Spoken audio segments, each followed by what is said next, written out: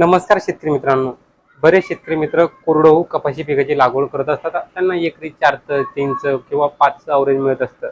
आपण आजच्या व्हिडिओमध्ये माहिती जाणून घेणार आहोत. तुम्हाला एकरी 10 ते 15 क्विंटल कोरडवाहू उत्पादन घेऊ शकतं. तुम्हाला कशा पद्धतीने नियोजन करायचं, तुम्हाला कुठल्या व्हरायटी लावायच्या, तुम्हाला कुठल्या गोष्टीची माहिती घेणं गरजेचं आहे किंवा जेणेकरून तुम्हाला त्यांनी एकरी जे काय कोरडवाहू उत्पादन आहे ते 10 ते 15 क्विंटल येईल. तुम्हाला कसं झाडाची संख्या वाढवायची, 2 ओळीतलं अंतर त्या ठिकाणी कमी करायचं आहे, 2 झाडातलं अंतर त्या ठिकाणी कमी करायचं आहे. त्यामुळे तुमच्या झाडाला एक 15-20 बोंड तरी लागले तरी तुम्हाला 15 किंवा 10 क्विंटल कापूस एकरी होणार आहे. नमस्कार, मी आहे आपला होस्ट अँड दोस्त योगेश्वर बोंद्रे.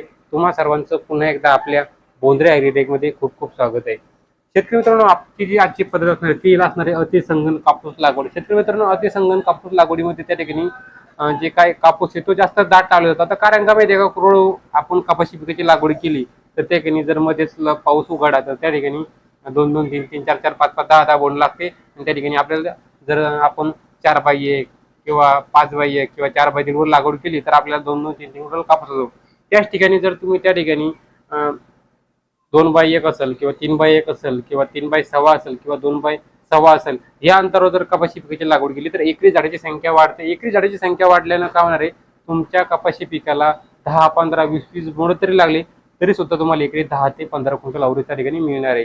यासाठी तुम्हाला काय करायचं त्या ठिकाणी, तुम्ही पहिलं अतिसंगण म्हणजे अति दाट तुम्हाला कापूस लागवड करणं गरजेचं आहे. तुम्ही म्हणता की अति दाट येण्याच्या 3 दाटी होईल, आंतरमाशीची कामं करायला त्या ठिकाणी अडचण होईल, अडचण होऊ शकते. त्यासाठी तुम्हाला काय करायचं, मध्ये जे काय आपण 2 ओळीचे मध्ये चालताना आपल्याला त्या फांद्या लागतात, त्या कुठल्या असतात, त्या गळ फांद्या असतात. आता कपाशी पिकाला फांद्या असतात, त्या फांदीचे 2 प्रकार असतात. एक असते गळ फांदी, एक असते फळ फांदी.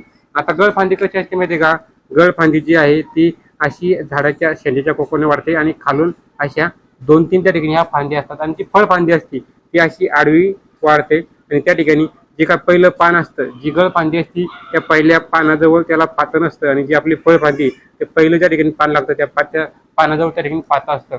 जे आपल्याला काय त्या गळ फांद्या आहेत त्या कट करायच्या, त्या कट केल्यानं काय होणार आहे, आपल्या कपाशी पिकाला हवा सुद्धा लागणार आहे. परत आपण जे काय आंतरमासिकची कामं करणार आहे, फवारणी करणार आहोत, त्यासाठी आपल्याला ती काही जागा आहे ती सुद्धा त्या ठिकाणी मोकळी भेटणार आहे. परत काय करतात, ह्या झाडा बुडत असतात आणि बुडत असल्यामुळे काय होतं, जे काय जमिनीतून येणारं जे काय अन्नद्रव्य आहे ते ह्या फांद्या घेतात, ह्या फांद्या जाड होतात आणि याला बोंड्या जास्त लागत नाही.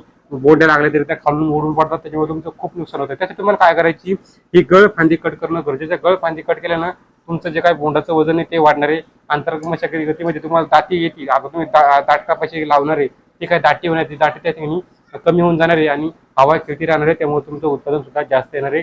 त्यासाठी तुम्हाला अतिसंगण लागवडीमध्ये त्या जे काय गळ फांद्या आहे त्या कट करणं गरजेचं. त्याच्यानंतर काय आहे, त्याच्यानंतर तुम्हाला शेंड्या फोडणं सुद्धा खूप गरजेचं आहे.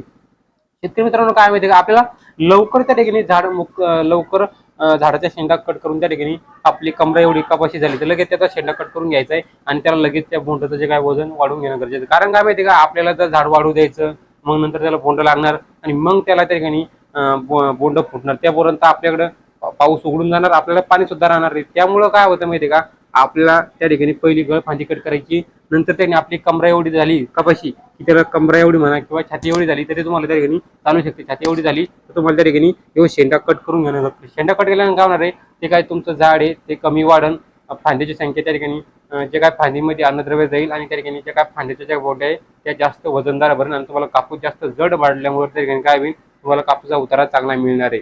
आता तुम्ही बघू शकता या ठिकाणी मी वेगवेगळ्या पद्धतीने मला सांगितले. आता जर तुम्ही 3 बाय 1 वर जर कपाशी पिकाची लागवड केली तर 14,520 झाडं बसतात. 3 बाय 1 वर जर कपाशी पिकाची लागवड केली तर 14,520 झाडं बसतात. आता त्याच्यामध्ये एका झाडाला 20 बिघून लागले, सरासरी एका झाडाला 20 पण भरून लागले तरी सुद्धा तुम्हाला 11 क्विंटल 61 किलो त्या ठिकाणी कापूस होणार आहे. आता आपण या कापसाचं जे काय बोटाचं वजन किती पकडलेलं, ॲव्हरेज मध्ये फक्त 4 ग्रॅम पकडलेलं, काही 7 ग्रॅम सुद्धा असतं, काही 2 ग्रॅम सुद्धा असतं, तरी आपण इन ॲव्हरेज मध्ये त्या ठिकाणी 4 ग्रॅम बोट पकडलेलं आहे. दुसरं आपलं सूत्र असं आहे, जर तुम्ही 2 बाय 1 वर लागवड केली तर 21,780 त्या ठिकाणी झाडं बसतात. त्या ठिकाणी तुम्हाला जर 20 बुंड लागली तर त्या ठिकाणी 17 क्विंटल 42 किलो तुम्हाला कापूस होणार आहे. जर 15 बुंड लागले तर 13 क्विंटल 65 किलो तुम्हाला कापूस होणार आहे. त्याच्यानंतर तसं जे 3 बाय 6 असली तर 11,600 16 झाडं बसतात. जर तुमच्या 20 बुंड लागले तर 9 क्विंटल कापूस होणार. जर 15 बुंड लागले तर 6.5-7 क्विंटल कापूस होणार. तसंच 2 बाय 6 सुद्धा आहे, 17,420 झाडं बसतात. जर 20 बुंड लागले तर 13 क्विंटल कापूस होणार.